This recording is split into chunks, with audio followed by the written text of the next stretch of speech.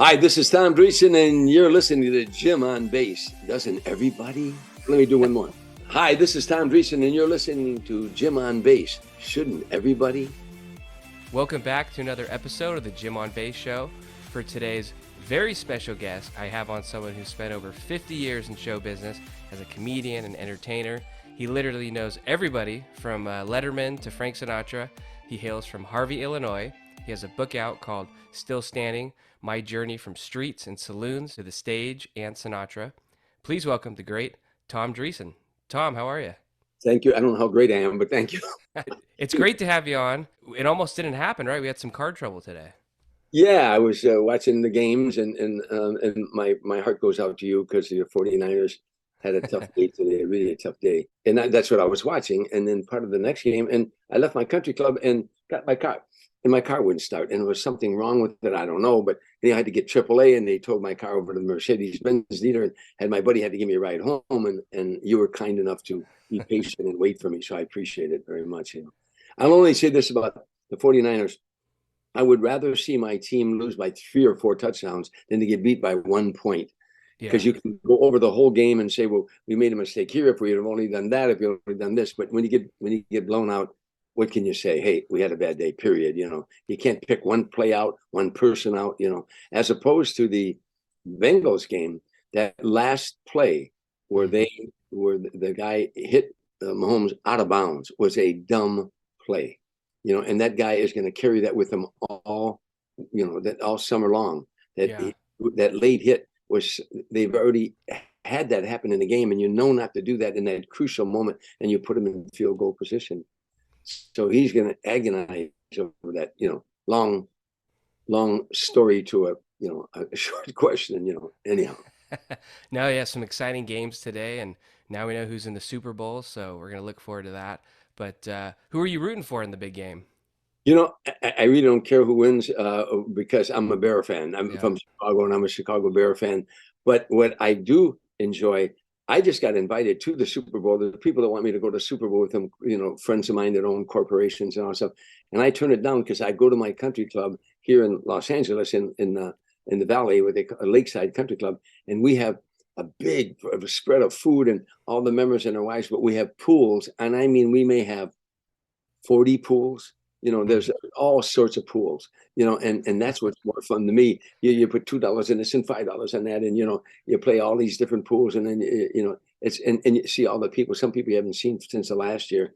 So I'd rather stay here in LA and watch the game. And also I like the replays and all that stuff where it's hard to get it in the stadiums. And also, if only the Bears were in the Super Bowl, I would go. And last time they were in the Super Bowl for me was 1985 when they won the Super Bowl. And I was with them, at the time. In fact, I flew back in the jet with the Bears back into Chicago. Wow. Really kind of a lot of fun. So you got to taste some champagne then? Yeah, there was, but they, the 1985 Bears knew they were going to win before the game even started. They partied all weekend long in New Orleans, but they had one of the greatest defenses in baseball, football, and they also had this incredible offensive line, and they had Jim McMahon, the character, and they had great receivers and Walter Payton, and they knew they were going to win before the game started, and they did. They won by a huge 48-10. I actually had Jim McMahon on the show, and he was an awesome guest. Yeah, and Oh, as yeah. you know, He's a good buddy of mine. What I love about what I always tell everybody, why Harry Carey, Jim McMahon, and Mike Ditka were so revered in Chicago, because what you see is what you get. There wasn't an on stage, on camera guy and an off camera guy. What you saw is what you get. Jim McMahon's a character, whether he's talking to you on that or whether he's in the bar talking to guys. He's the same guy. Same way with Harry Carey, who announced for the Cubs. Same with Mike Ditka. They're neighborhood people. And so it wasn't two of them, So that's why Chicago loved them so and revered them so much. Well, speaking of Chicago sports, I saw you over the summer in September. Giants Cubs were playing, and I looked up on the jumbotron, and you were singing the seventh inning stretch. Not only that, I do that every year. I sing the 7th inning stretch. Since Harry Carey died, when Harry Carey before he died, when he was announcing the games, he would always sing "Take Me Out to the Ball Game." After he passed away, the Cubs started letting celebrities do it, coaches from local teams and singers, comedians, actors. So I've been doing it every year. Joe Mantegna and I hold the record of doing it the most. We're tied for the record. But I also throw out the first pitch at those games. And this year was so exciting because I've had a fan ever since I started out in show business. This woman wrote to me and said, I used to change your diapers in the bar where your mother was a bartender when you were a baby. Now, and she stayed in touch with me. Her name is Mary. I never saw her, of course, I don't remember her changing my diapers, but my family, the older members of my family knew her and knew of her. So anyhow, when her daughters read that I'm going to be throwing out the first pitch and singing, taking me out to the ball game, their mother was visiting from Naples, Florida in Chicago, and they were bringing her to the game. And they asked would I sit with her and take some pictures with her. I said, sure. And she had been a Cub fan all of her life. So I go up to the front office before the game and I said, I told them about this woman. She babysat for me. She's 100 years old and she's here at the park. Could I take her out to the mound with me? So they said, is she mobile? Could she walk out to the mound? I said, oh, that's a good question. So I got on the cell phone and I called her daughters because they told me where they were seated. And I said, if I took your mom out to the mound, could she walk out there? They said, walk. She could run out there. And she did. She was spry, 100-year-old. She was sharp as a tack. She went out to the mound. She's been a Cub fan all of her life. She kissed her hand and kissed the mound and tossed the ball to me, and they announced her they announced me, comedian Tom Dreesen, but they said, and with him is his former babysitter, 100-year-old. And the audience went crazy. They cheered for her. And afterwards, she was like a celebrity in the stands. They all wanted pictures with her, So again, another long answer to a short question. No, that's a great story, and you have so many good Cubs memories, right? Because I also heard that you were the bat boy for them at a time. Well, not when I was a little boy. When I was a grown man, what happened was Jim Fry once asked me, he was a manager of the Cubs back in the 80s. And he said to me, we were having a lunch one day. He said, how did you become a Cub fan? You're a South Side boy. Those are White Sox territories. And I said, well, when I was a little boy, we were very poor. I had 8 brothers and sisters, and we lived in a shack. If a window broke, you stuck a rag in it. If you had holes in your shoes, you put cardboard in it, And, my dad loved his beer, he was alcoholic. My mom used to say, she never would say, in our neighborhood in those days, no one was ever an alcoholic. You never used that word. They'd say, my mother would say, your father likes his beer. And one day I said, Mom, he likes his beer, your beer, and the neighbor's beer. But because of that, we didn't have a lot of money in the house. So I shined shoes in taverns. I set pins in bowling alleys. I caddied in the summertime. I sold newspapers on the corner, all to help feed my brothers and sisters. And none of this do I regret. So, but my dad used to listen to the radio and listen to Cub games. So I'm a little boy, 5 and 6 years old. I'm becoming a Cub fan, not realizing I lived in enemy territory, because White Sox fans hated Cub fans. They talk about the rivalry between the Dodgers and the Giants or the Yankees in Boston. There's no greater rivalry than Cubs and White Sox fans. They hate one another. In fact, on the south side of Chicago, if you want to fight, if you love to fight, go into a White Sox bar with a Cub hat on. You'd fight all night, So anyhow, when I would shine these shoes in taverns, my brother and I, we'd bring our money home to my mom. She'd put all the money in a little cup up in the cupboard. And when it got filled, first of all, we'd give her the money. She'd take a nickel out each time and put it in the cupboard. When it got filled, she'd let my brother and I catch the IC train from Harvey to downtown, where I lived in a suburb on the south side of Chicago, Harvey, and then go take the elevator over to Wrigley Field. And I was telling Jimmy Fry this story. I said my brother and I would sit in the bleachers, and I said I used to watch the Bat Boy, and I'd say to my older brother, wow, wouldn't it be great if we could be a Bat Boy? And he said, they only let the rich kids from the north side be Bat Boys. They don't let people like us, raggedy people like us be Bat Boys. And Jim Fry said, well, maybe we'll change that. And he let me be celebrity Bat Boy every year for 4 or 5 games. I did it in Chicago at Wrigley Field, but I did it where I live out here in LA now. I did it at Dodger Stadium too. Wow. Dallas Green made me the first president of the Die Hard Cub fan club. And so every year when I'd go to the games, they'd let me hit batting practice. They'd let me run around the outfield and catch fly balls. I was like a pig in slop, And then from that, I got to announce when Harry Carey had the stroke, they let me announce a game. And then, again, Bad Boy every year. And then throw out the first pitch, sing, take me out to the ball game. Most of my life, and my book says that, and still standing, things that have come full circle. So many wonderful things in my life have come full circle. That's one of them. a little boy wishing he was a bad boy to one day becoming the bad boy. A little boy on his hands and knees, shining shoes in the bars, and Frank Sinatra's on the jukebox. Yeah. Come fly with me, let's fly away. And that little boy began to fly with Frank Sinatra all over the world, and was a pallbearer at his funeral and spoke at his funeral. I appeared on stage with him in 45, 50 cities a year for 14 years. Came full circle. I could go on and on. There's so many things in my life that have gone full circle, and that's why I wanted to write the book. That prayers are answered and dreams come true. That's awesome, and it's available on Amazon, right? Yeah, it's doing real good. It's also in some Barnes and Noble stores, but on Amazon, you can get it on Amazon. They deliver it like in 2 days, but it's got over 400 5-star reviews. I know it sounds like bragging. I don't mean that. I'm just real proud of the book, and it was something I've been wanting to do for years. Every time whatever I did in life, when I started out in show business, if something funny happened or something poignant, I would go back to my room and I'd journal it. And these stories began to develop through years. And finally, I had a catalog like this big with stories. And two guys called me, Johnny Russo and Darren Grubb. I'm sorry, Darren Grubb. Anyhow, they called me and said, "Hey, Mr. Dreesen, we've got a publishing deal with Post Hill, and we would like to write a book about your life." I said, "I've already written a book about my life, but you could help me with the narration if you like." And so we worked on it, and I'm just so proud of the book, of how it's done and how it influences people, which I like to do. I besides being a stand-up comedian, I'm a motivation speaker. I speak on 4 subjects: perception, visualization, self-talk, and develop a sense of humor. And I elaborate on those 4 points. So I like that when people read the book, they say, you encourage me that I could do things if I only set my mind to it. If I also got all the negative things out of my life, which the book explains that I was going down the wrong path and how I changed that, And you also have your one-man show too, right? So you're kind of living it out on stage in different venues. Exactly. I do a one-man show called The Man Who Made Sinatra Laugh. It's a 90-minute show. First of all, when people are coming in the theaters, let me digress. I work clubs. I worked Las Vegas for years. I can work clubs, and I like that. I'm a street guy who likes that kind of stuff. But theaters are so much better for comedians because there's no waiters and waitresses roaming around. They maybe have drinks out in the lobby, but they come in to sit down and see the show. So you got them in the palm of your hands, and I love that kind of atmosphere. And I've always wanted to do that kind of show. When I started out, I've always known that a good comedian can make you laugh for an hour and a half, but a great comedian can make you laugh and cry in that hour and a half.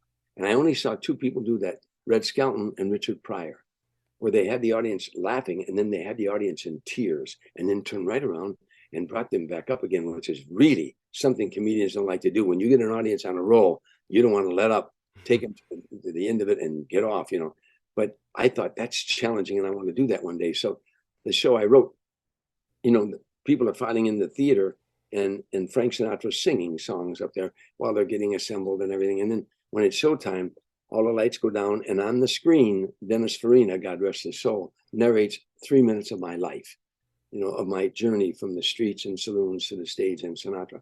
Then when he goes off screen, I come walking out, and I do about 30 minutes of stand-up comedy, and I segue over to a bar that's on the stage. And on the bar is a bottle of Jack Daniels, which was Frank's drink of choice. And I tell a funny story at the bar, and when the audience is laughing, all the lights go out, and on the screen, Frank Sinatra singing to me. I'm behind the bar, and he's singing that saloon song, "One for My Baby." It's 2:45. There's no one in the place except you and me. Set him up, Joe. And I'm like behind the bar. I got a little story I think you ought to know. When he gets to the chorus, make it "One for My Baby" and "One more for the road," he fades off screen and the spotlight hits me. And now the audience is in a bar with me and I've come home. And I tell them the first time I heard that voice, I was 10 years old, shining shoes in Harvey, Illinois. And he was on the jukebox, and I take the audience from that little boy in Harvey, Illinois, hearing Frank Sinatra, in Harvey, Illinois, to one day carrying his coffin out of a church in Beverly Hills, California. So I take them on that journey with a lot of laughs and a lot of tears too at the funeral and stuff. Then I close with a very funny monologue and get them laughing. And then my last thing is I take the Jack Daniels and I toast the audience. I say, "I wish for all of you what Frank Sinatra wished for you. The very last song he ever sang on stage is that the best is yet to come. Good night, everybody." And Frank is singing the best is yet to come as they're leaving the theater, So Wow. it's fun for me to do. Yeah, it sounds like a great show. Hopefully, I can check it out. And it's interesting that you said behind the bar and it's a bar scene because you started telling some of your first jokes as a bartender, right?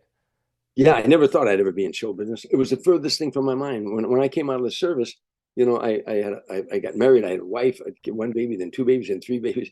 I was working in construction. I was a private detective. I was going from job to job. I was a photographer with my brother in his business. Then I loaded trucks for a company called Jones Motor. Excuse me, I became a Teamster. And then after a while, after about 6 months, the management company came to me and said, "Would you drop your card and become management?" So I dropped my Teamster card and I became manager, a foreman of all these Teamster guys that I used to work with. And that was a task. That was something that it's really hard to explain that transition. But no matter where I went, I was unfulfilled. I just didn't feel like this is what I was supposed to be doing. I would tend bar, and I was tending bar in the same bar that my mother tended bar when I was a little boy. And I tell jokes behind the bar. I love telling jokes. I always did since I was a kid. And when I was in the service, I loved being the guy going around telling funny stories, and I could create funny stories. I could write, funny stories. And when I was a bartender, it got you better tips. But but I was wandering aimlessly, and I began to pray. I'd be in a bar some nights with my buddies at 1 o'clock, 2 o'clock in the morning, and I'd say, I don't belong in here, but I didn't know where I belonged. So I began to pray. I said, God, what is it I'm supposed to be doing here? Help me, And anyhow, I ended up joining a civic group called the JCs, the Junior Chamber of Commerce in those days. Young men from ages 18 to 36. And their job was to attack the problems of the community. And any problems that were in a community, they would attack that problem and try to rectify that problem through their programs. And doing so, they taught you leadership. They taught you how to form a committee, how to serve on a committee, how to chair a committee, how to form subcommittees. They taught you Robert's Rules of Order, how to conduct a meeting.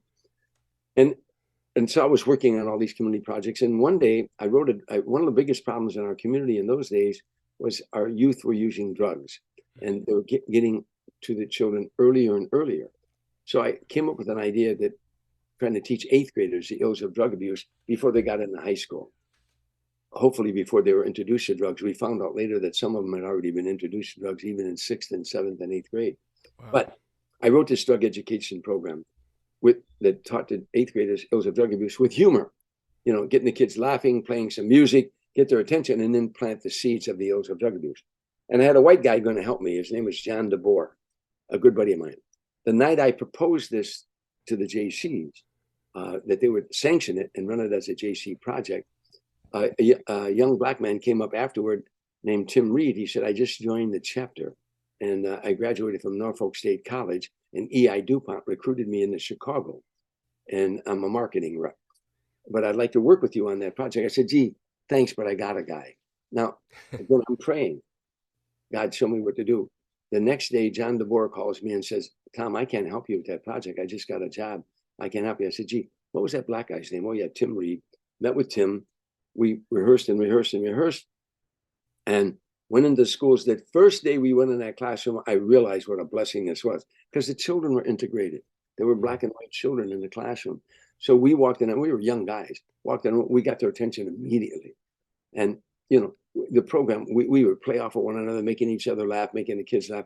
And the program became very successful through JC projects. Through their publications, it became #1 in 50 states and in 22 foreign countries on how to teach drug education at an elementary school level. And one day, after about 8 months, a little 8th grade girl walking out of the classroom said to Tim and I, you guys are funny. You ought to become a comedy team. And we became America's first black and white comedy team. But there were no comedy clubs in those days. So we had to work in what they call the Chitlin circuit, black-owned, black-operated nightclubs, as well as all white nightclubs. But in those, Martin Luther King had just got assassinated. Bobby Kennedy got assassinated. This is 1969. Students were protesting all over America, the Vietnam War. I mean, America was in turmoil, and we were going across the land trying to make people laugh. We weren't preaching. We were just doing comedy. We did 11 prisons in 1 year. We did 3 times at the county jail in Chicago. Anywhere there was racial tension, we'd go there, high schools, colleges, and we'd perform. And I'll close with this, and we go to the next question. But the one thing that I will treasure all my life, and so will Tim. We just talked again this morning. We're still the best of friends. His children call me Uncle Tom. That's how since they're babies, since they're born. But we're very close. But many times I can't tell you where we went, where people would, a guy would come up, a young white guy would come up and say, I got a black friend. And I want to reach out to him, but if I do, the white guys are going to call me names. But after watching you and Tim, I'm going to reach out to my black friend. And then a black kid would come up and say, I got a white friend and I like him. And I'd like to reach out to him. And but the brothers are going to wear me out. But watching you and Tim, I'm going to reach out to my white friend. That happened to us more than you'll ever know. But the irony of all this is, in those days, all over America, you know what they were saying? We need more discourse among the races. We need more discourse among the races. You know what they're saying today? We need more discourse among the races. 50 years later, the same thing.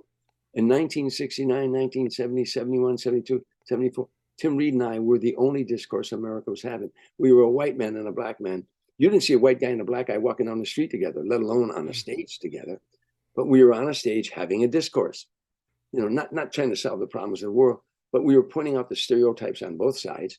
Not every routine was about race, but it was a white guy and a black guy having a discourse and having fun having that discourse. So as much as I've accomplished in my career, and I've had a wonderful career, that always resonates with me. Anyhow. I was curious though, did you see at the time, were audiences maybe on guard, or did you see them loosen up as your guys' act went on and maybe become? Well, when we first got on stage, you could hear a pin drop. That people talking, like, ladies and gentlemen, comedy team, we'd walk out there, and you'd hear hush. Like, what is this? What's this all about? Yeah. All black audiences. I'm the only white guy there. We worked at what they call the Chitlin Circuit. I told you, black-owned, black-operated clubs, but the High Chaparral in Chicago, the Burning Spear in Chicago, the Guys and Gals, the Cotton Club, the 20 Grand in Detroit. Motown was in Detroit in those days, so all the Motown acts broke their act in before they went to Vegas. They broke it in at the 20 Grand. A gangster owned it named BK. And then there was a Sugar Shack in Boston, the Club Harlem in Atlantic City. And I'd be the only white guy within miles. And then we'd work places where Tim would be the only black guy, Wow. We did routines off of that. And once in a while we met resistance. 95% of the people who saw us liked us, but there was always that one element. Something is interesting about racism, Jim. In those days, if there was a black guy who hated white people, hated them with a passion, he wasn't mad at me. He was mad at Tim for being with me. If there was a redneck white guy who hated black people with a passion, he wasn't mad at Tim. He was mad at me for being with Tim. See, I was the N-word lover, and he didn't mind calling me that. Wow. I had some skirmishes, in my time, in Atlanta. 3 guys followed me into a men's room and were going to do a number on me, It's a long story. I boxed when I was in the service. I'm not a tough guy, but I grew up on the streets. I don't have a degree from academia. I got a doctorate from the streets.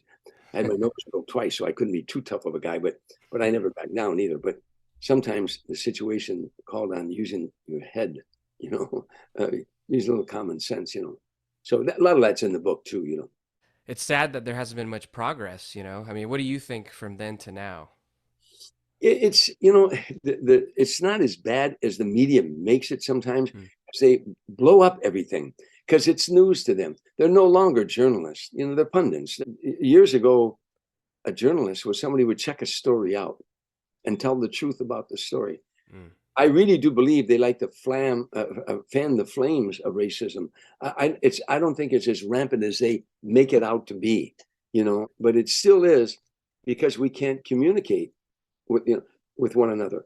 They politicized everything. Everything is political now, And I remember in my day, a guy named David Susskind had a talk show, and he'd bring on a real staunch liberal named Gore Vidal, and then he brought on a real staunch conservative, William F. Buckley, and they would debate. They would shake hands, and then they would get on 2 different podiums, and they would debate back and forth. And at the end of the debate, you'd say, well, I understand where he's coming from. No, I understand. And those 2 would walk over and shake hands. And I'd say, wow, I had never seen intellectual combat. Where I grew up at, if 2 guys got in an argument about the Cubs and the White Sox, they went out in the alley and tried to beat each other's brains in, But I went in the service, and there were times, In the service, you cannot. We're out at sea. I was on 2 aircraft carriers. You don't get in any fights. You can't even what they call a skylark. You push a guy, you're going to the brig because somebody could get pushed into a prop or pushed off the aircraft carrier, or pushed down a flight of stairs. So there was no what they call a skylarking. So when people got in debates, now I grew up on the street, so every time there's an argument, there'd be a fight. Now I'm watching. There was a black guy from Detroit and a Jewish kid from New York and an Italian kid from New Jersey and a redneck from North Carolina and a guy from Mississippi. And they'd get into these debates, and my hair would say, "Okay, they're going to throw it. They're going to throw it down now." But they would debate and debate and debate. And pretty soon they'd say, "You know something? I never thought of it that way. Well, you got to point that." I had never seen intellectual combat, and then I came out of service and I watched these two men do that. And that's what is lacking today. For those who want to say that we are a racist nation, I would like for them to get on a platform and prove that to me. I want someone to debate that issue, and say this is, and through that, we could agree on some things and disagree on some things, but we could grow from that and change it. But guess who doesn't want that to happen? The media. Yeah. You can't get along. Well, if you get along, we can't sell this. We have bad news every night. Bad news. It's they keep fanning the flames. And we're pawns in that. That's my theory. Well, you mentioned Cubs and White Sox fans fighting, so I have to know, who were your favorite Cubs growing up? Because I've had Sean Dunston on, Ryan Dempster, and Ryan Sandberg, some great guys. And I've noticed Chicago athletes, they seem to be really great people. So wondering who your favorite people were growing up. All three of those guys you named, I know, and I like them very well. Sean, I knew the less, but I knew him and he knows me because I was his bat boy and all that stuff. Ryan, I like a lot. And Rhino, of course, how can you not like Ryan Sandberg? Yeah. Hero, for us. But I was way before them. When I was a little boy listening on the radio, there was a guy named Andy Pafko. He was a center fielder. He had 40-something home runs and all that stuff. And for some reason, as a little boy, you get a fan, And so Andy Pafko, I thought, wow, he is something. Anyhow, years go by, and Bob Hope took me to the Vince Lombardi golf tournament and had me perform there, a black tie affair. And I would perform there every year.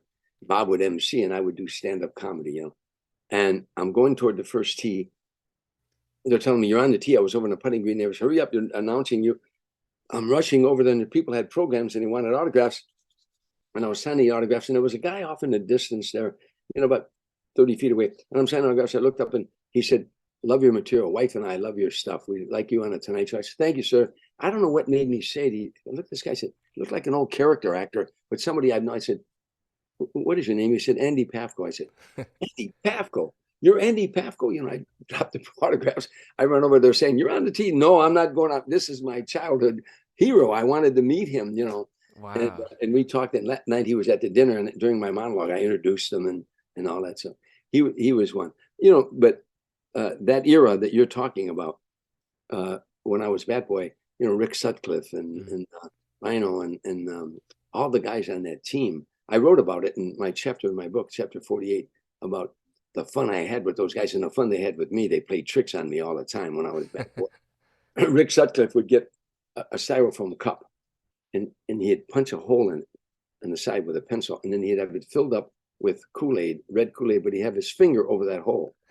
He'd be sipping it and he'd be talking to me. The game's, going on, but he would tell the WGN camera guys who covered the game, "Focus on me and Dreesen. I'm going to post them." And so he'd be looking out there. He'd say, "Oh, Tommy, hold this for me." And I'd hold the cup and all the Kool-Aid would spill all over my uniform. And of course, that would be on the evening news. One time we had to wear hard hats, the bat boys as well as anybody else. He said, "Hey, you left it." What I don't know, Mark Grace called me down to talk to him. And I'm sitting down next to him. Rick is sitting on my left. Rick's blowing up bubbles. Unbeknownst to me, Rick puts this bubble on my head of bubble gum. And yeah. "Hey, man, you left the bat out there." And I ran out there to get the bat. And now all the people in the crowd are laughing at me because I got this big bubble on my head. But he had the WGN camera on me, too. Now they're pointing at me and laughing. And of course, my ego thinks they're recognizing me as a comedian. I'm waving at them with this stupid bubble on my head. God, the stuff they did to me, it was fun, all in fun. No, that's a great prank they got you on. How did you celebrate the World Series win when the streak finally ended? You know, I got to tell you something really interesting. All my life, we were the butt of every joke, the Cub fans. But you know, that's so be it. I wrote routines, did them on the Tonight Show about what it was like being a Cub fan. You know, I had so many routines. I'm trying to remember. I'd say a fan is not somebody who goes to the ballpark when the team is in first place. A fan is somebody who go to Wrigley Field last game in September. The Cubs are 102 games out, and you think they still got a chance. Yeah. But yeah, I had all those kind of jokes. So now I went to three games at Wrigley Field when they were in the World Series, you know. And then the last game they were in Cleveland, and I couldn't go to that game. I was performing down in Palm Springs at the Marriott for a big corporation, and I did my show, and I rushed to my room and I watched that game. And when they won that game, I just couldn't talk. My daughter called me, Dad, are you excited? And I was so choked up I couldn't talk. And I make my living talking. And she said, Oh, Dad, I understand. I'll call you later. And I walked the floor and I said, I can't believe it. I can't believe it. All the jokes we took, all the the Cub jokes. But not only that, all the people in my life that died that were Cub fans and never got to see this day. And I wanted to go to all their graves and say, guess what happened? You know, Uncle Frank, guess what happened? You know, all these people in my life that they did it. They won the World Series. It was hard to. I know some people who wouldn't understand that, who don't care about baseball or any sport, wouldn't understand that feeling that you had ever since you were a little boy, that you vicariously lived, you know, through the Cubs. See, the Cubs, why Chicagoans like them, you know, we get up every morning, like in the wintertime, and we had to, you had to go to work and it's snow and wind and sleet, and you had to shovel your walk or something. And it took you an hour to get to work, and you had to work and all this and come home and more struggle. But you kept on, you kept going on. You know, you had to keep going on. Well, the Cubs were like that. They fought, they tried, they did the best they could, but they always came up a little bit short. And so did we, you know. Long before all of this modern day stuff, first thing a guy did when he came home from work, or a girl that was, or a woman that was a Cub fan, first thing is, how'd the Cubs do today? First time, how'd the Cubs do today? So it was a moment that I'll always remember, you know. And I hold Joe Madden in the highest regard, and Tom Ricketts for bringing that World Series to the Cub fans. I'll tell you something else, Jimmy. I always said we have less suicides as in Cubs fans than any other baseball team, because see, we always think next year might be the year they'll win the World Series.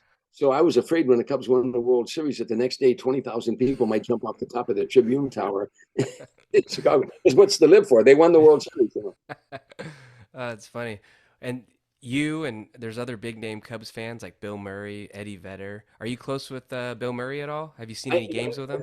I know him from Chicago, and I knew him when he was brand new at Second City, as well as I was brand new as a comedian. I just saw Bill Murray a while back. David Letterman and I and Willie Galt, we all went to dinner out here in L.A. and had a great night, you know. And but yeah, friends of his, and I mean also other Cub fans out here, Joe Mantegna and Gary Sinise and Bob Newhart. We get together at Dodger Stadium sometime when the Cubs come out here to LA, you know. Oh, awesome. Is there any inside info I could say to Bill Murray? Because I'm covering Pebble Beach next week, and I was hoping to Oh, have him. Yeah, yeah, I anything. played in that 22 years in a row, you know. Wow, yeah. And you could tell him that you say that you interviewed Tom Dreesen, and he said some real good things about you. Oh, okay. Said some real nice things about you, you know, and what a great talent you are. You know? Okay, that's what I'll say. And Ray Romano will be there as well. I remember on the phone you said you're good friends with him. You could tell Ray Romano that we're friends. So Ray's a real good buddy, and one of the most unaffected stars I've ever met in my life. He's the nicest, sweetest guy, huge star. You know, made millions, maybe billions in reruns. You know, and he's still the same kid from the neighborhood in New York. He married a girl from the neighborhood. Him and I play a lot of golf together. You know, we played golf in the AT&T for years, and also, you know, he's a member of my country club at Lakeside Country Club. Oh, okay. Awesome. Yeah, he's a terrific guy. For me, every year I played there in 22 years. It's a 5.5 hour drive from here, and I put all my clubs in all stuff. And then when you get there, it's 5 days of golf. If you make the cut, I made the cut 3 times, so that's 5 days in a row. And walking those courses, and they're not a walk in the park courses, you know, Spyglass and all that. And then sometimes it's raining and cold and windy and freezing, And then we did 2 shows, like one for the corporate America, and then we do one for all the volunteers. And by the time you come home, I mean, that's doing that 22 years. I had a lot of fun, but I don't care to do it again, Yeah, I'm hoping the weather holds up. It might be a cold one next week. I tell you, when it's cold up there, Clint Yeah. Eastwood's a real good buddy of mine. Frank Sinatra introduced me to Clint years ago when I was touring with Frank. Clint was a guest in his home, and I was staying at Frank's house, and I don't know, we hit it off right away. We've been friends ever since that time, and we do things together, and and have dinner together every time he comes. He lives in Carmel, of course, but he comes here and stays in Beverly Hills when he's doing some film here and stuff. And he cast me in the film Trouble with the Curve, where he was a baseball scout. I had a small role in that. We're the best of friends, and that was the other reason I like going up to the Pebble Beach, because I'd hang out with Clint. We'd go to dinner at night and stuff like that.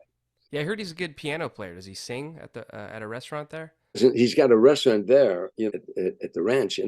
The Mission Ranch is where he's got his little cabins and stuff in a restaurant. It's a great restaurant. And they have a piano there, and people sing along. But he loves jazz. It's any kind of jazz, But he can play. And a lot of his movies, he and his son wrote the songs to the movies of his, the soundtrack.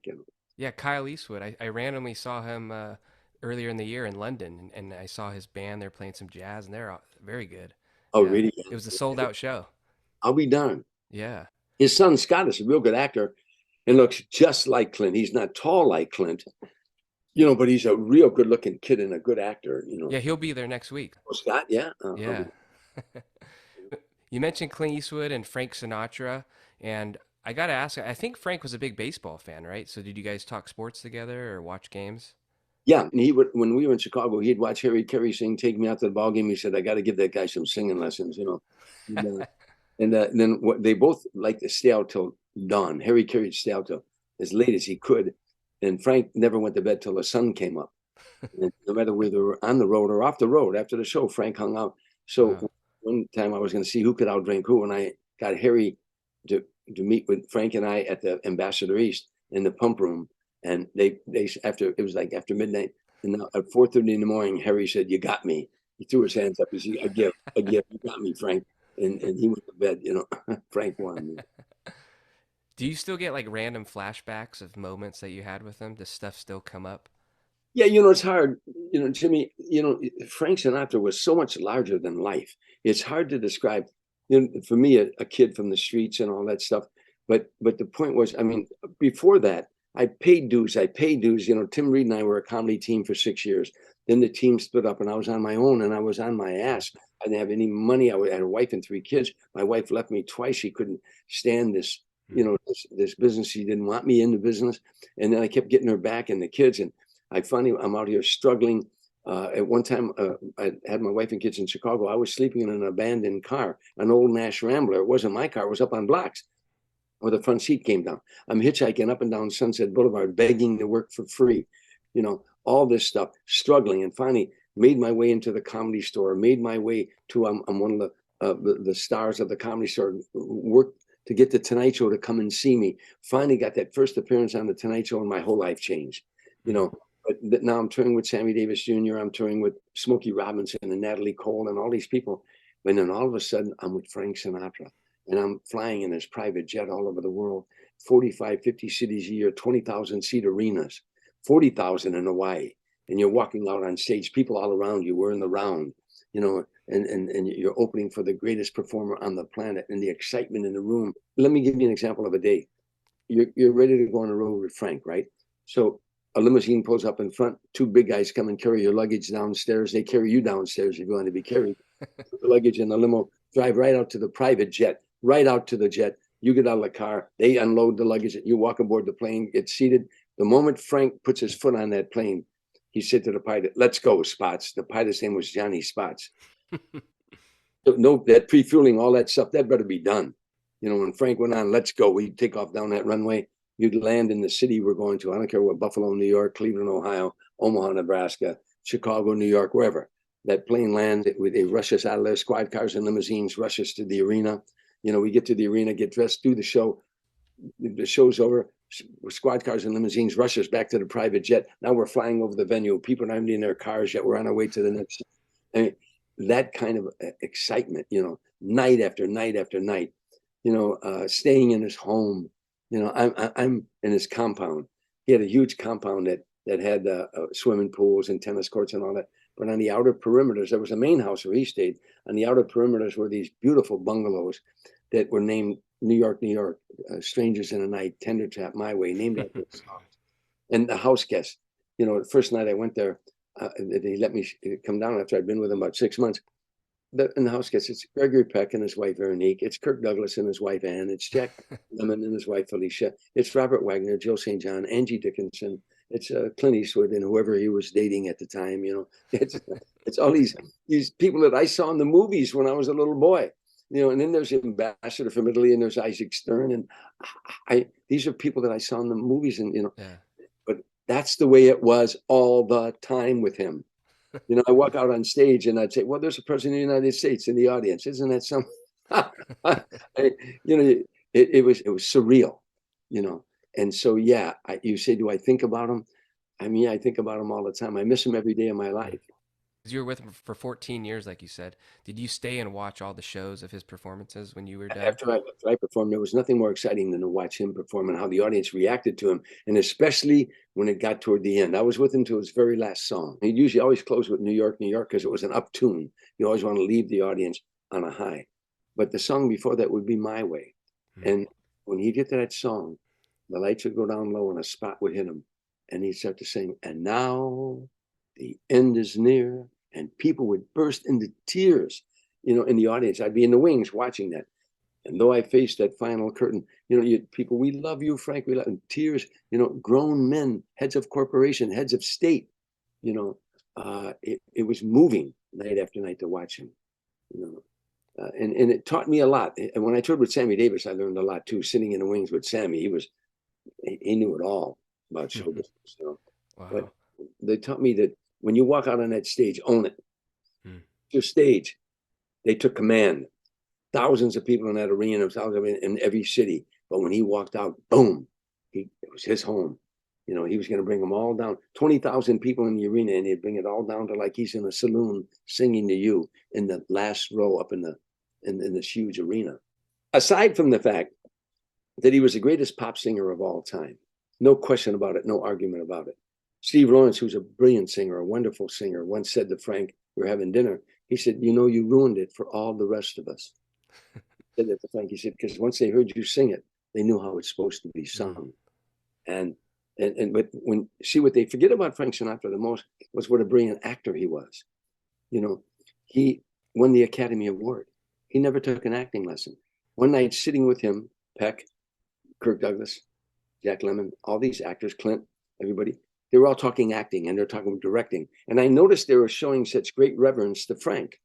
And I studied acting in Chicago, and I studied out here in LA. And most actors, when they're out here, they like to tell you who they studied with, still an actor, but I noticed they're showing great reverence to Frank. And I was curious. I said to Frank, did you ever study acting? And Gregory Peck grabbed my arm. He said, acting lessons would have ruined him. He was a diamond in the rough you don't fool with. That's why when you gave Frank Sinatra a song, when you gave him a song, to him it was a script. What did the writer feel the night the writer took pen in hand? And he would immerse himself in that lyric and become that lonely guy in a bar whose woman left him, and you're never going to find love again. And you felt that. And the joy of songs, come fly with me. Charlton Heston once said, to watch Frank Sinatra sing a song is like watching a 4-minute movie. He was so gifted. No one interpreted lyrics like he did. He was brilliant. And he danced with Gene Kelly, for God's sake. Gene Kelly movie. This was a multi-talent, and never one like him. Never one like him. He was the first of his kind, and he was the last of his kind. You said you were struggling and trying to make it work, living out of your car, and then you're with the big man, years later. So what was that like for you? Because I think I heard you were in the unemployment line when you got to go on Johnny Carson, right? Yeah. My wife had written me a Dear John out on the West Coast. I was with the comedy team. When Tim and Tom split up, the comedy team split up, I'm out here on my own. And just like I say, struggling. Well, my wife thought I was going to be out here for like a week or two and come back home and get a job in the factory and end it all. But I had this dream that I could get on at the Comedy Store and maybe something would happen that I could go home with some news. Well, after 30 days, I still wasn't on at the Comedy Store. And finally, she wrote it where I was staying, where I was house sitting this house, and then later could not be there anymore. She sent a Dear John letter to me, saying, this is your dream, not mine. And I'm never going to move to California. So goodbye and good luck. And it crushed me. But I ended up getting on at the Comedy Store, getting a gig in Canada, a TV show, flew to Chicago, opened at Mr. Kelly's with Fats Domino. And I got enough money to convince my wife to come back with me to California, So when I get to California, hard to find an apartment with a wife and 3 kids. What little bit of money I had was gone. Anyhow, I'm drawing unemployment, and I got on the Tonight Show. Wow. Something very interesting. The night I did the Tonight Show, first night I went there, they put you in makeup. They take you down to the green room. You're waiting to go on. They come in the green room and said, I'm sorry, we ran out of time. Got to bump you. Okay, so a week goes by. I go back and, whenever they bump you, by the way, you got $210, because you showed up. I go and I'm in the green room. They put me in makeup. I go into my dressing room, back down the green room. They came in, so we ran out of time. They bumped me 3 times in a row. 3 weeks in a row. The 4th time I'm in makeup. And Fred DeCordova came in. He said, I got bad news for you. I said, what? He said, you're going on tonight. Now, 26 million and a half people watched that show at that night. Not only they'll watch show, buyers from Las Vegas, talent coordinators from all the shows. They all watched that show. One appearance on that show, Freddie Prinze got a sitcom the next day. In those days, in 1975, wherever you went in America, people say, what do you do for a living? Say, I'm a stand-up comedian. The next question out of their mouth was, oh, yeah? You ever been on Johnny Carson? If you haven't been on Johnny Carson in the eyes of America, you just weren't a comedian. You might want to be one, might going to be one, but you weren't one now. So, the pressure is enormous. They take you down that long walk. You get behind the curtain. You're going to go on next. Doc Severinsen's playing music because they're in commercial break. All of a sudden, the music stops and your heart stops because they're coming on live now. Lights come up on the curtain. You're behind that curtain. Whoa, this is it. This is it. Johnny Carson says, we're back now. And I'm glad you're in such a good mood tonight, because my next guest is making his first appearance on the Tonight Show. Will you welcome Tom Dreesen? That one line, I'm glad you're in such a good mood tonight, said to the audience. That helped set him up. He never did that again, but your first time. They opened up the curtain. I walked out in these bright lights. I couldn't see the audience.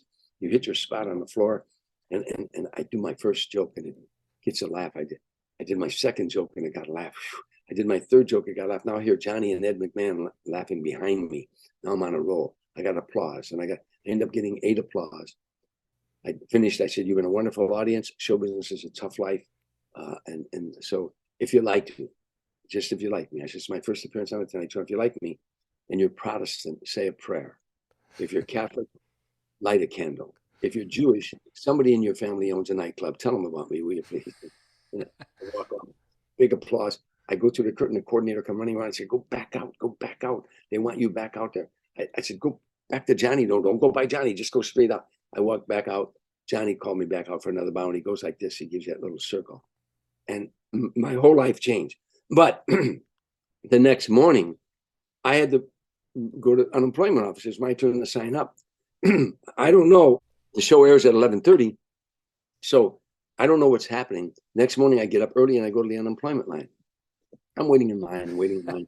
The guy in front of me, it's real crowded. The guy in front of me, he turns around, he looks at me and puts his head down. Looks again. He said, were you on the Tonight Show last night? Now, I should have said no. But, you're full of pride at the time. I said, yeah. He said, I thought so. He's telling me, hey, this guy was on the Tonight Show last night. This guy behind the Mexican guy. I said, get out. If you're on the Tonight Show, what's he doing here? Get out of here with that. Wow.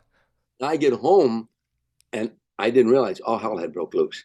A guy from New York named Lee Curlin, who was watching the show, he was one of the heads at CBS. He signed me to a development deal. They wanted to put me on a hold for a year. That means he gave me a check for $10,000 and $850 a month for a year. I was paying $225 a month for rent, and I couldn't even make rent money. Wow. All of a sudden, I was doing Dinah Shore, Merv Griffin, Mike Douglas, Johnny Carson, Midnight Special, Rock Concert, Soul Train, American Bandstand. I'm the only white comedian to ever do Soul Train. I have an album out in front of an all-black audience called That White Boy Is Crazy, But a whole new world opened up for me, And I never stopped working. I ended up doing 61 appearances on the Tonight Show, but I never stopped working since that night, Wow. It was a wonderful time. Well, two people I wanted to ask you about, two big losses in the comedy world. Bud Friedman and Mitzi from the Comedy Store passed away recently. So, what did they mean to you? They both were very influential in my life. First of all, Bud Friedman was the first what they call comedy club. When I started on Children's, there were no comedy clubs in America. By that I mean there were no clubs that paid you. There was, and then one day there was 550 comedy clubs in America, but at one time there were none.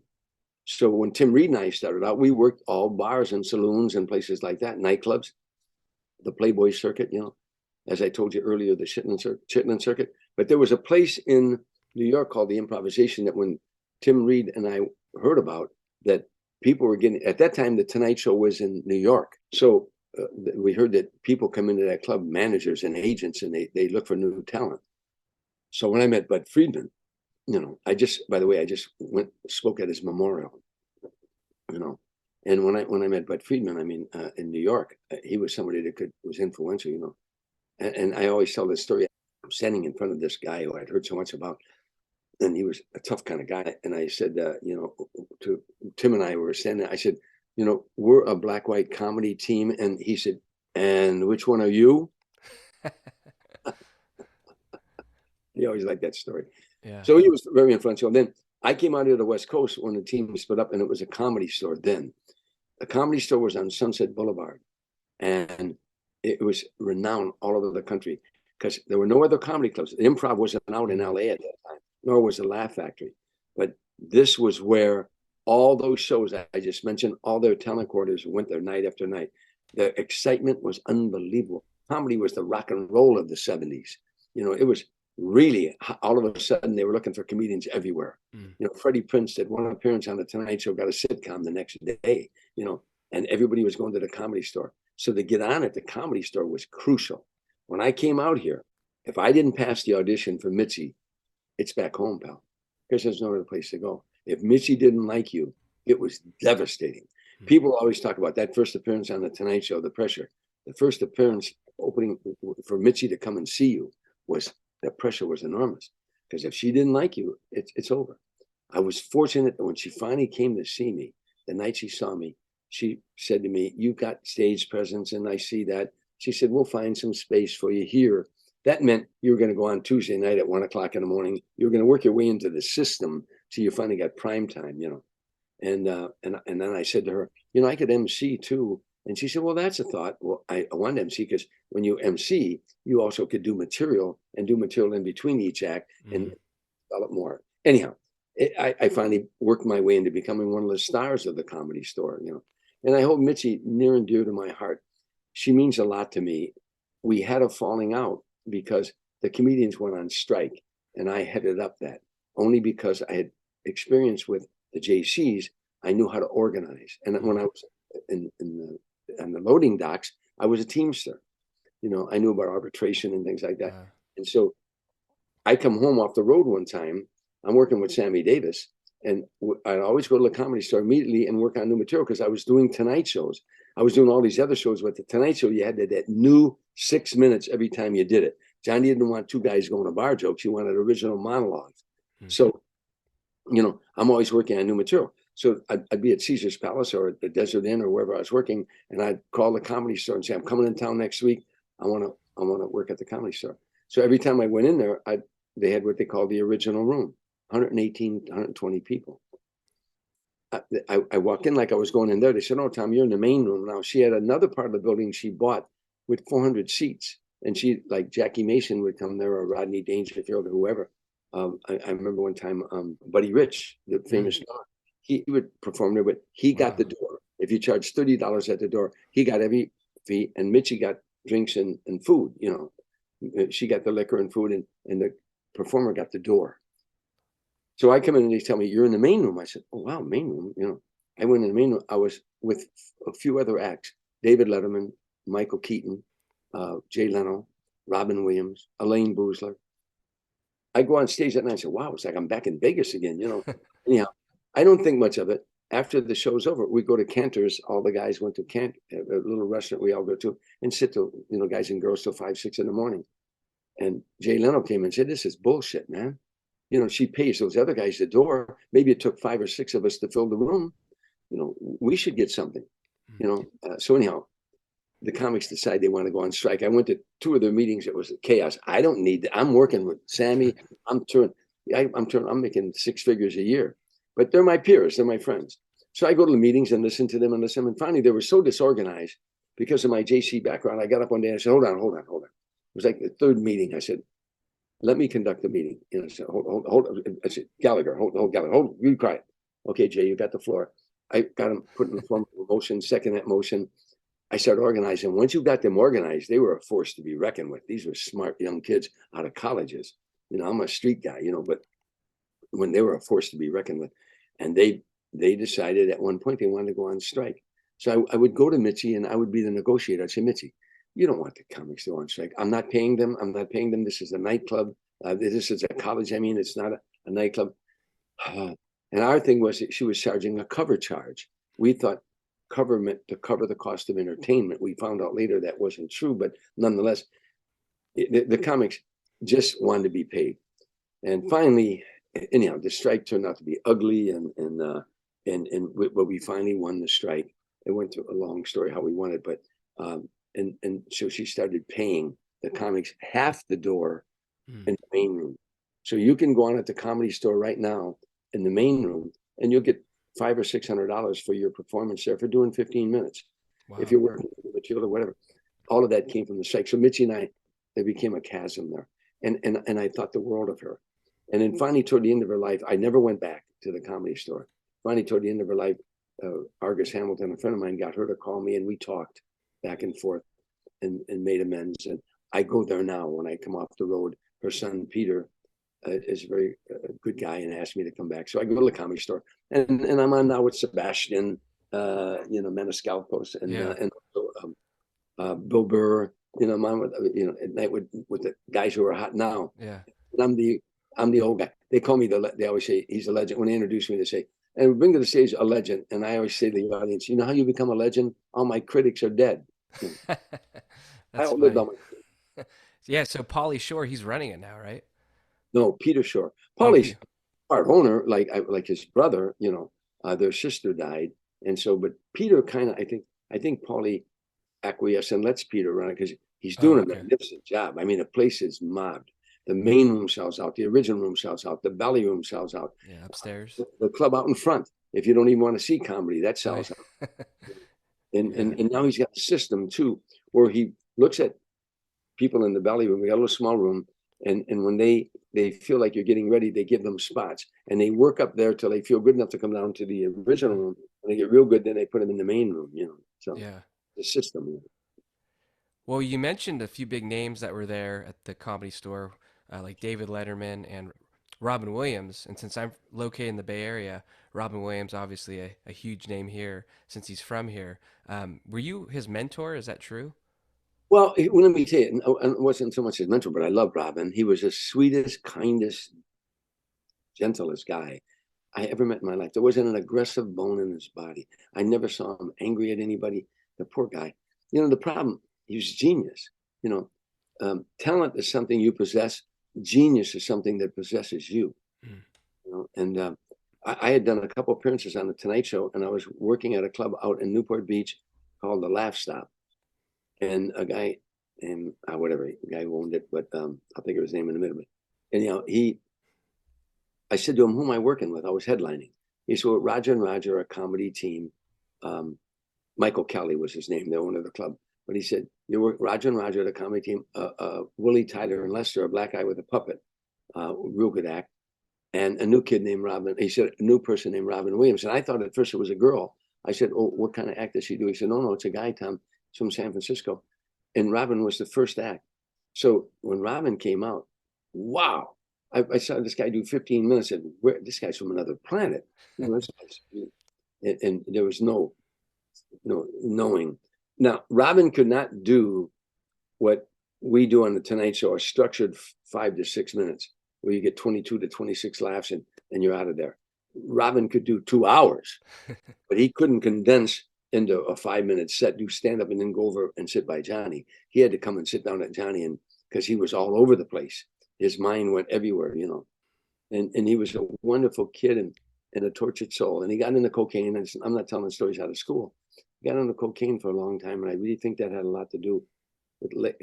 He was this kid, this guy, Robin Williams, would go to the Comedy Store and do 30 or 40 minutes, and then jump in the car and go over to improvisation and do another 30 or 40 minutes, and then go over to another club and do another 30 or 40 minutes, and then go over to a place at 2 o'clock in the morning, do another 30. He could do this all night long and just go on and on and on. His brain went everywhere, but he would always come up with that punchline. He wrote so many funny routines. I'm an avid golfer. He wrote that routine about golf that I to this day, I say, God, that was right in front of me and I didn't see that. That would, I'm a golfer. I wish I had written that routine, Yeah. He's brilliant, sweet, wonderful guy. And it broke my heart when he died. It just did, No, a big loss, and that's one of my regrets as a fan. I never got to see him. He'd come to San Francisco and work on material at Bimbo's. I don't know if you ever went there. And I never got to see him because I wasn't old enough. And then I was finally old enough, and then he, passed away. So, 85% of all stand-up comedians I've met, I get arguments with this all the time, but this is my opinion. I don't have any facts on this, but I feel that 85% of all stand-up comedians are insecure, neurotic, sometimes psychotic, love-starved wrecks, total wrecks. And the other 15% are gifted, confident people who say, I know how to write a joke and I know how to tell a joke. Is that you? Well, I like to think that I'm in the latter, but never trust somebody that tells you they're sane, But it doesn't make them bad people, but a lot of them are tortured, and that laughter is love to them. It's love. There's an emptiness inside them that laughter fills up. And the tragedy is that once the light goes off in your hotel room, you're back to wanting them to love you again, Yeah.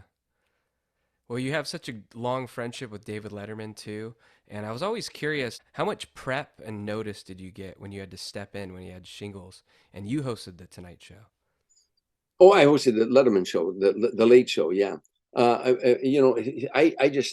knew that I could do it. I hosted shows before, and I knew that I could do it. But however, when you're walking into his spot, I hosted the show that follows him too, the Late Show, a couple times, But I just, I knew the audience was most of the people had their tickets months in advance, so they were going to see David Letterman. So I learned tricks about it. The first joke is on you. I walked out and they introduced me, and they walked out. And I think you may have seen it, but I said, tell the truth now. Applaud. How many of you out there were hoping Dave was coming out, and they applaud. I said, I know how you feel. I'm a little disappointed myself, all that stuff. The joke was on me, I did all the jokes on me, but it was fun. It was really loud. You put the name tag on, right? I remember that. Yeah, that's right. Yeah. I said, yeah, CBS insisted I wear a name tag. I said, if you've been in show business over 30 or 40 years and you still have to wear a name tag, chances are you haven't made it, Well, speaking of some notable names, I know someone that means a lot to you is Sammy Davis, and you've kind of called him like the Jackie Robinson of show business, right? No doubt about it, yeah. I always said he was the Jackie Robinson of show business. Sammy Davis Jr. paid dues like no one had to pay. By the way, that's what I feel about Tim and Tom as a comedy team, as America's first black and white comedy team, and history shows are the last. We paid dues that acts never had to pay that kind of dues, but that bonded us even more. But Sammy was an enormous talent, He could sing as good as anybody out there. Frank used to say he never heard Sammy hit a clinker. Frank would hit a clinker. Sammy, he could sing as good as anybody. He could dance better than anybody out there. He could do impressions, to me, as good as any impressionist out there. He could do comedy. He could play the piano. He could play the drums. He could play the trumpet. Wow. He could play the xylophone. There wasn't anything Sammy couldn't do on a stage. He'd been on stage ever since he was 3 years old. So he was an enormous talent. And took me on the road. I did his show, Sammy and Company. He had a TV show coming out of Tahoe at Harris Hotel in Tahoe. And I went there and I did a routine about me growing up in an all-black neighborhood, which I did. And I did a routine about me playing basketball on an all-black basketball team, which I did, an all-football team. I was the only white kid. And I did how the white girls jump rope and how the black girls jump rope. I was doing all these routines, and Sammy was falling on the floor, and laughing. When I finished my monologue, he came and got me, took me over to the couch. But he told me, he said, I'm going to take you on the road with me. And he did. He took me all over the country, and he took me to Las Vegas, the very first time that I ever worked Vegas. So, and taught me so much about show business. What was as generous and as kind of a human being as you ever meet, but then also knowledgeable about the business, and just watching him every night, how he would, just take the audience into the palm of his hand and never want them to leave.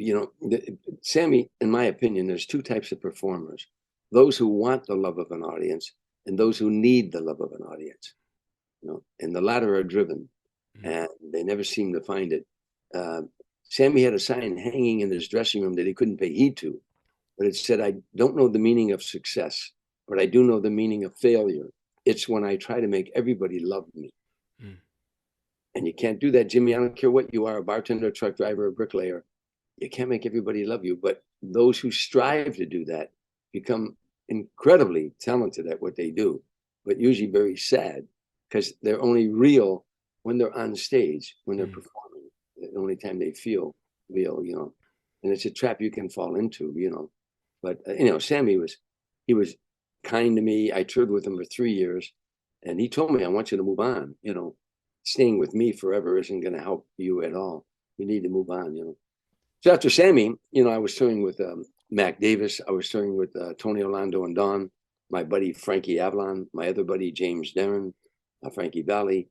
I was working with all different kind of artists, Natalie Cole, Gladys Knight and the Pips, and then finally Smokey. And Smokey Robinson, he's like a brother to me. And, we just connected. And one time he was on Entertainment Tonight, and the woman said to him, "How long have you known Tom Dreesen?" He said, "My whole life." She said, "That's interesting. You're from Detroit and he's from Chicago." He said, "I know, but there are certain people you meet, and in 5 minutes you feel like you've known each other your whole lives." And that's the way it was with Smokey and I. We just hit it off. Every year I would go to Chicago and I'd run 26 miles for multiple sclerosis. My sister Darlene had MS, so I called it 26 miles for Darlene. And people would pledge money for every mile I run, and the proceeds would go to charity, to the Multiple Sclerosis Society, to help research and also to help MS patients. But anyhow, I would bring in celebrities with me. All these guys I mentioned: Frankie Avalon, Tony Danza, the Cubs, the Bears. They would help me. All these celebrities, and they would run a block with me, or 2 blocks, or a mile. Smokey's the only one who ran all 26 miles with me. Wow. So you're both in good shape. Yeah. And we're both about the same age too. I love Smokey. He and as an entertainer, there's nothing Smokey loves more in the world than to sing for you. He loves to sing for you. And it's apparent when he walks out on stage how he loves to sing for you. He's a special human being. He really is. He's a Christian. And so many people say they're Christian, but you learn more about if they are by their actions more than their words. And Smokey loves everyone. He really loves everyone. He really does. And there's no animosity in him at all. He's a special human being. He truly is special. But then after Smokey, of course, came Frank, and how that all came about. I'm working with Smokey Robinson at Caesars in Lake Tahoe. And next door at Harrah's, Frank Sinatra's appearing there. Now, of course, I had seen Frank perform a couple of times in my life. And I thought, of the 7 days I'm there with Smokey, one of these nights I'm going to go over and catch Frank.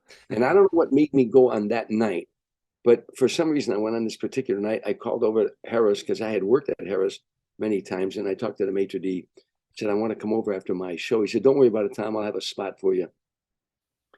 So when I finished my show at Caesars, if you know Lake Tahoe, Harrah's is only one casino over. There's a one casino in Harrah's. Yep. So I came off stage the side door, and I didn't even change out of my clothes. Went running over because I didn't want to miss Frank's opening. Frank Sinatra created more excitement walking out to the microphone than most people did with their whole act. When they introduced him and he was walking to the microphone, the audience would go wild, and I wanted to be there when that happened. So I'm running into the showroom, and the vice president of Harrah's Hotel, a man named Holmes Hendrickson, a real powerful guy in our industry, was out in front talking to a big heavyset guy with a cigar. And I nodded, but I was running, and he said, Tommy, come here. And I reluctantly went over because I didn't want to miss Frank's opening. And he said, Tommy, this is Mickey Rudin. Well, I recognized the name. That was Frank Sinatra's lawyer, and also a powerful guy in our business. He said, Mickey, this is Tom Dreesen, and I think Tom would make a great opening act for Frank Sinatra.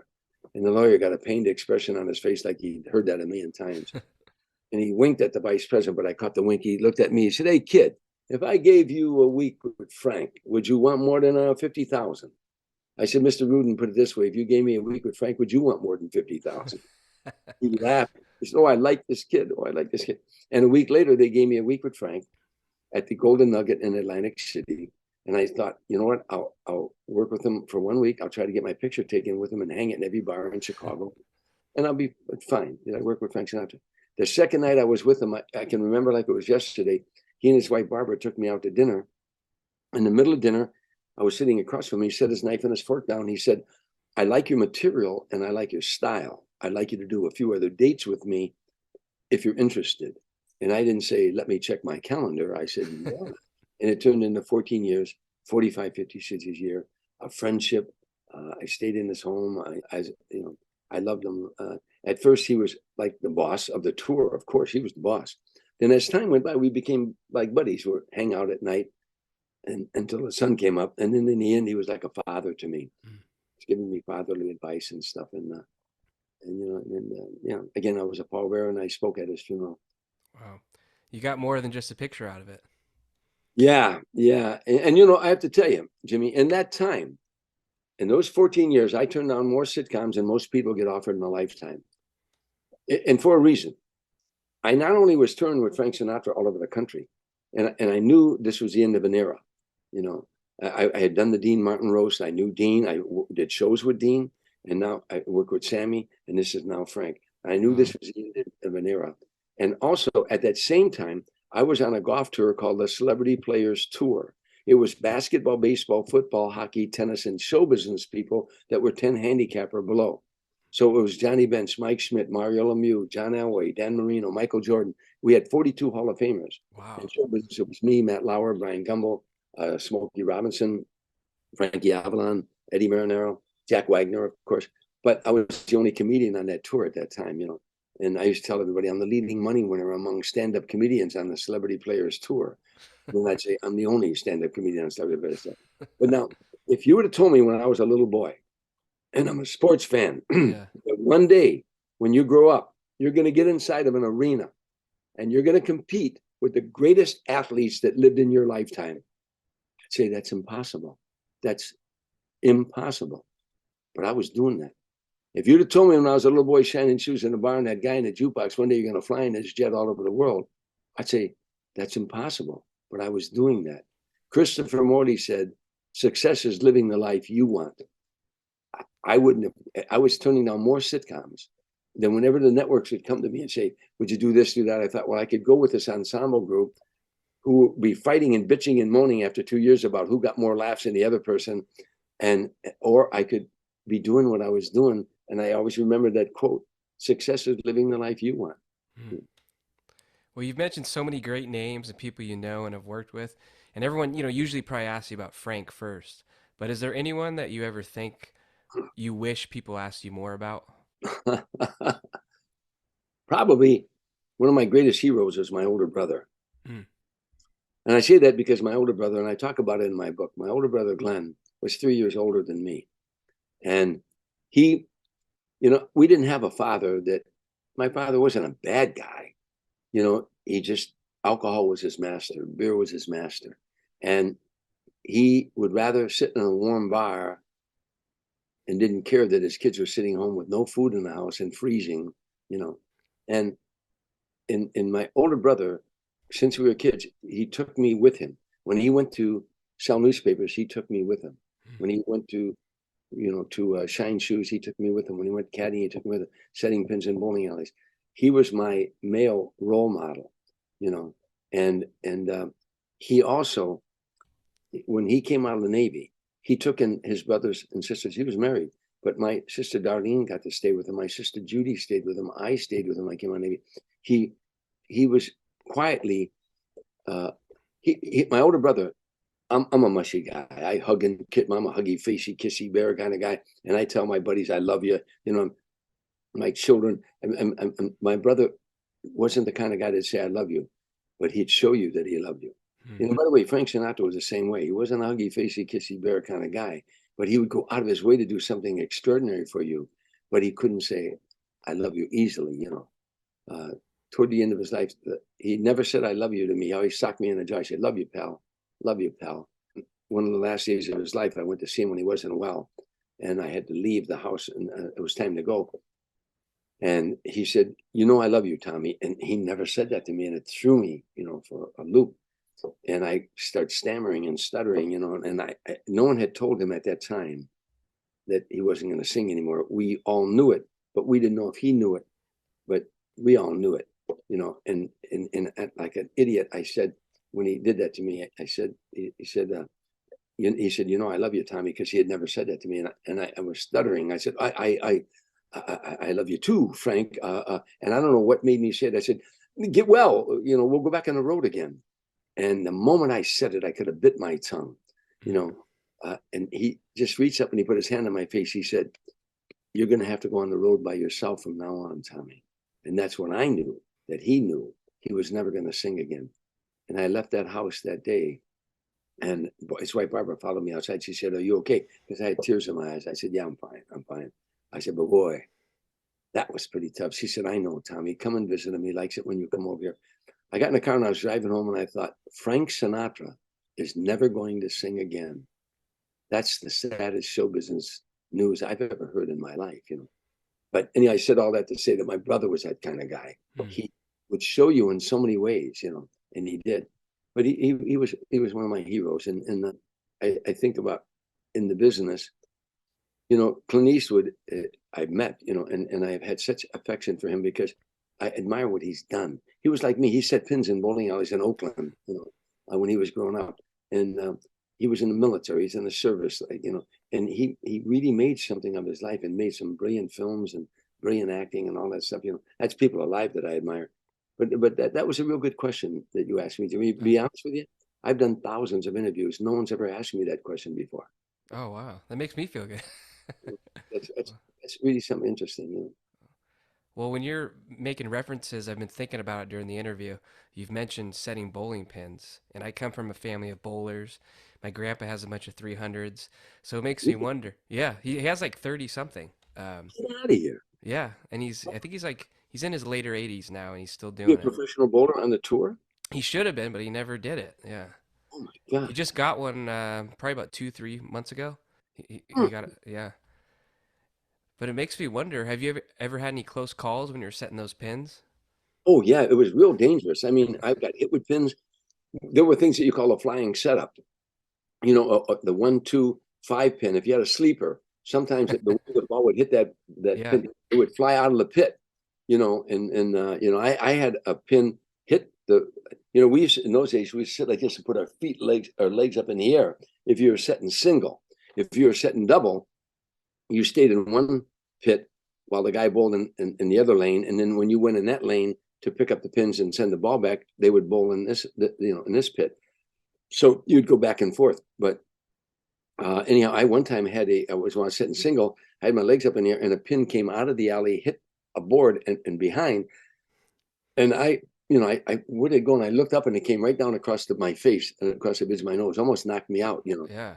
Yeah, I got hit a few times. And it was the toughest way to make a living. In those days, we didn't have semi-automatics where you pull a lever, and we had to push rack down. That's how old I am.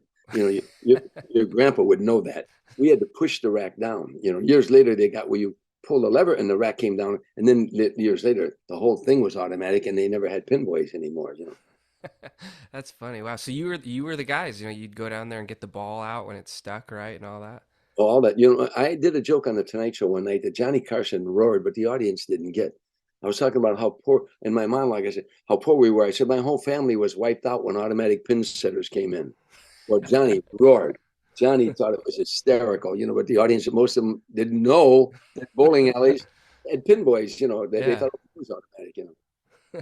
That's funny. And one of the things I really wanted to talk about too was you had made mentions about like a comedy basketball team or a show business basketball and softball team. So what was that like? Was that in LA or? Yeah, in LA, when I was with the Comedy Store, I was captain of the Comedy Store basketball team, and David Letterman was on it. Jimmy Walker, Tim Reid, Wow. uh, a comic called Roger.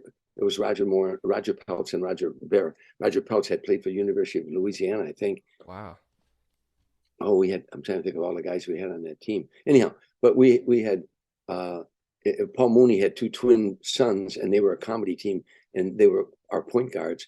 And the only problem was the only way we could get the ball, we had to steal it from the Mooney twins. They only passed to one another. But it was a pretty good team. And I think we were 17-1 that year. Yeah, in the show business league, there were 32 teams, and I played in a basketball league till I was 47 years old, and I played or 46 years old, and I played softball in a fast pitch league till I was 57 years old. I played in left field. So I was always staying very active, and I like that competition. And in some ways, I was living my childhood because when I was a little boy, I couldn't play little league ball or all the other things because I was so busy shining shoes, setting pins, caddying to help feed my brothers and sisters. So I was kind of living my childhood all over again, Wow. which was really a lot of fun. How was Letterman shot? Letterman, but Dave was a power forward, and he was a good basketball player. But if you tell him that, Dave cannot take a compliment. Let me tell you a great story about Letterman. You may have heard me tell this story, but we've been buddies ever since. He drove out to California in a red pickup truck. I'm already at the Comedy Store. I came off stage. I think it was his first night out there, and he said to me, "I really enjoyed your set, Mr. Dreesen." And I said, "Oh, what was your name?" He said, "Dave." I said, "Where are you from, Dave?" He said, "I'm from Indianapolis, and I'm a sports nut." I said, "They didn't have a major league team. They're like, what team did you root for?" I was hoping he'd say the Cubs. He said, "I was a Cincinnati fan." I said, "Oh, now I'm so extroverted that I kept taking it to him, not realizing how shy he was and how reclusive. Had I known that, I would have respected that. But I'm so extroverted. I kept every time I'd see him, "Hey, Dave," and we became friends.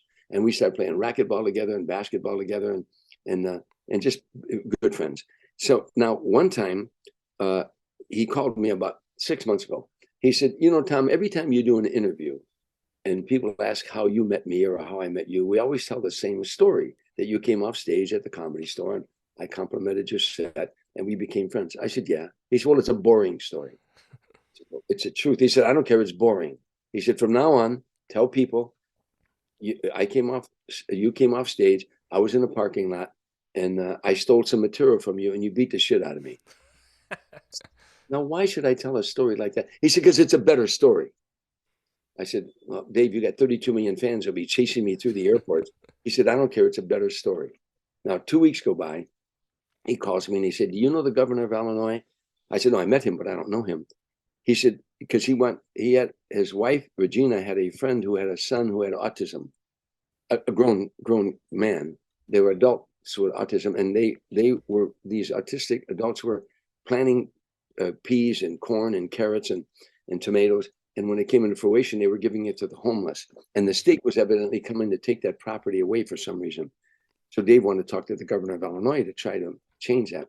And I said, "Yeah, I don't know him, but I know the Senate Majority Leader, a friend of mine named John Cullerton, and I'll call him." I called him and he said, "Oh, don't worry. Tell Dave, don't worry about it. We're taking care of that. There's some kind of statute." And he was explaining it to me. I said, "Could you, if I gave you Dave's number, or if I gave Dave your number, could he call you and you explain it to him?" He said, "Sure, Tom." And I started to hang up. I said, "Oh, John, by the way, when you tell Dave you're helping him, tell him the only reason you're helping him is because Dreesen beat the shit out of him in the parking lot at the Comedy Store." He said, "Okay, he's a good sport." I waited 10 minutes go by and my phone rang. I knew it was Dave. I said, "Hello." He said, "Didn't I tell you that's a better story? I told you that's a better story." Oh, that's good. Well, Tom, thanks so much for coming on the show and talking about your life, your career. It's been a lot of fun getting to talk with you. Maybe we'll see each other down the line. I'll see you at the Comedy Store. Do you come to LA? Yeah, Let me know when you're coming. If I happen to be on that night or something like that, yeah, I'd just love to see you.